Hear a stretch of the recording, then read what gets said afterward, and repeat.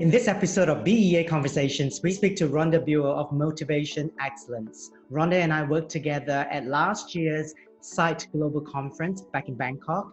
And throughout my experience working with Rhonda, she's always been supportive of everyone, especially of women. And today, Rhonda has taken time to speak to us. So thank you very much, Rhonda, for joining us today. How are you? Thank you, Elle. I'm happy to join you, and I'm great, actually. You know, despite everything going on, I feel good and I'm doing good. So it's great to be here. I love your spirit. You've always been positive. So tell us, what does supporting women mean to you? You know, Elle, I love supporting just others in general, and I love seeing others succeed. And I think that's what is especially important to me, especially as a manager, when I see others realize their full potential. Seeing the smile on their face and just how they can really come into their own is just priceless to me. So I think for women especially, you see, you know, that determination and selflessness, and they give constantly, and to be able to see them succeed just makes you feel good overall. And I think that's what supporting women is if you continue to do that, you see their success and you see them grow as an individual, both, you know, really personally and professionally. You know, when we are managing events or dealing with a lot of uncertainty in life at the moment, we can't help but feeling frustrated.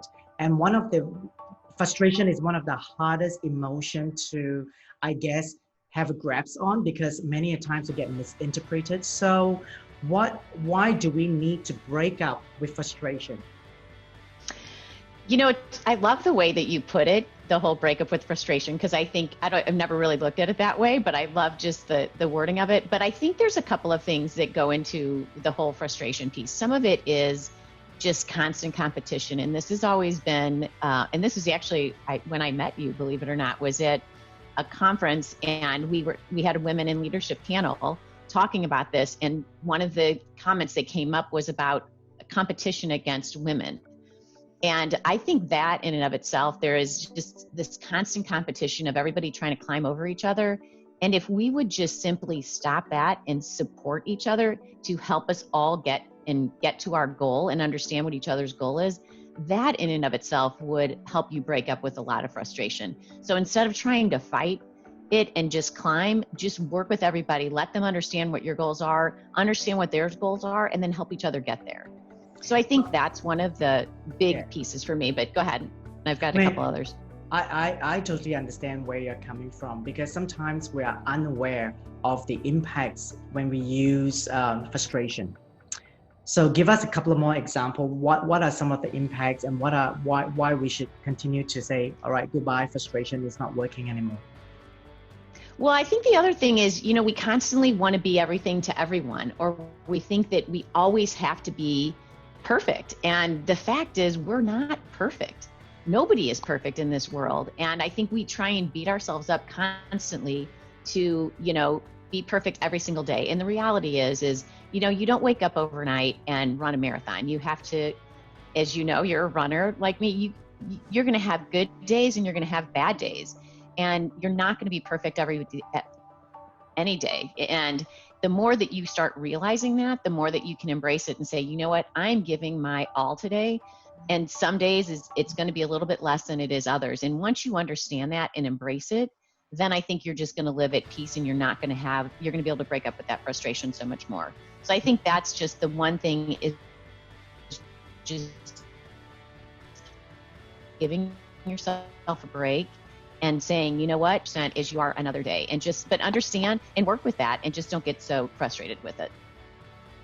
Because I mean, frustration is so hard to manage, because it just sits out, right? Because, you know, especially when you're managing people, customers, family life, people around you. So how, before frustration sits in, what are some of the alternative emotions we should use, and how do we approach that? You know, if someone is really frustrating you, especially another professional woman that you're trying to work in a team in tandem with, and the frustration is always there. So how does one approach that conversation?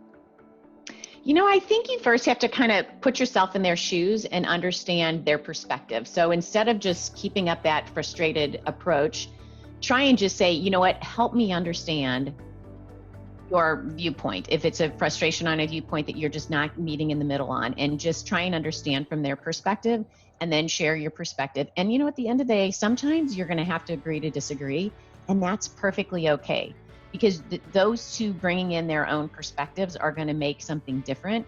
But there is some common ground sometimes that you have to be able to find, and being able to listen and understand, I think, is what's really, really important. The other thing that's really important when you get that frustrated, don't send an email, take a deep breath, go for a walk or run, or even start your day off that way before you get into things, because you're going to bring yourself into a much better frame of mind in order to be able to deal with some of those frustrations and conversations. That is great advice. I love the don't send an email when you're frustrated, because email is really up for interpretation. So no matter how well-mannered you can be, the slight usage of words can misconstrue the whole message altogether. Absolutely. So when you approach, is it all about timing? And what are some of the choice of words that you will use to calm the situation down? You know what? Timing does have a lot to do with it. And sometimes it might not be that you can address it that day. It might be that you have to wait even 2 or 3 days, because it's got to be about the right situation in order to bring up your frustration. And it's got to be in the right context. And I think that's what oftentimes you sit and you just keep thinking about something for a very long time, and you then make it more than maybe what it is. So being able to keep it into perspective, I think, is very, very important. And then understand when it's the right time in the context to be able to bring it up, to be able to say, you know what, something's really been bothering me, and I haven't talked about it for a while because I was trying to understand your perspective. So let's talk about it for a minute, just again, so I can kind of understand where you're coming from and see, what your frame of mind is on it. And I'll share with mine, and let's talk about it, as opposed to just going at it head on. Yeah. And I also, that's easier said than done too. I'm just going to say that. It is very difficult, especially when you're managing an event on site. You just don't have the luxury of 2 to 3 days to express a certain point of view. But what I absolutely love about your calm and zen demeanor and your methodical approach when we were working on the site conference together, because you have extreme end of the weather. You came from winter straight into humidity and hot summer in Bangkok. There is jet lag, but yet your approach has always been, I guess I would say, focus on focus on actions rather than words. So why do you always embrace that approach? You know what? I have always just felt that, especially in this industry, we have a job to do, and you have a window to get it done. And it doesn't do anybody any favors to sit and point fingers. It's about solutions and how we're going to build those solutions together. So to worry about how we got where we did, you can't sometimes do that. You really just have to focus on what are we going to do about it going forward, and how are we going to do that together to get there. So, stop the finger pointing. You don't need to understand how you got there. You need to understand how you're going to fix it, and fix it together. And I think that's what's important. It's like, okay, here we are. Let's pull everybody together. What's the solution? But I think it's also about not always just coming with a problem. It's like, hey, here's what happened, but here are some suggestions that I have to be able to fix that. Do you have something too, or what are your suggestions so we can tackle this together? Very wise words. Now, I know that sometimes frustration is accumulation of emotions and moments of wanting to ask for help, but we didn't take that chance to ask for help in time. That caused a lot of anxiety and frustration. So what advice do you have when it comes to asking for help? When it comes to asking for help, I think you have to understand first and foremost what you need help on. And I think that's something I think as a manager, you need to help all employees. And I think we as women need to, help people. You can't just cry for help. You've got to be able to say, here's what I need help with, and here is why, and be able to explain the areas that you need help on. Because if you just say, I need help, you can't help somebody. You can sit there and talk to them and maybe just lend an ear, and maybe that's all they really need. But unless you can identify really those areas of need that they have, so you can really try and dig in, I think that's what's important. So, and that may not happen immediately. You may have to just peel back the onion and just keep asking. For every question, you may have to ask 2 or 3 more, or you get one answer and that's going to cause 5 or 6 more questions. But because they may not even know what they need help on until you get there. So, being able to ask the right questions and listening, I think, is very, very important to be able to then, when you hear their answers, sometimes it's maybe not a direct answer, but then it's leading into something else, if that makes sense. So it's really understanding and listening to what their challenges are, and then being able to offer support where you can. And sometimes it may just be lending an ear, because maybe that's all they needed at that time. I'm going to put you on the spot here, Rhonda. What is one advice that you have received from another woman that you respect so much in your life that paved the way to your accomplishments? I think it's not being afraid of challenges. And, if somebody asks you to do something, to embrace it and do it, and because they've asked you for a reason. And I think that's what's important. I look back at Jane Schultz or Mary McGregor, who, got me into sight and really involved as they did. And I think, at the time, I don't even think I knew what I was getting into, but I thought, well, hey, if they tell me to do it, I probably should do it.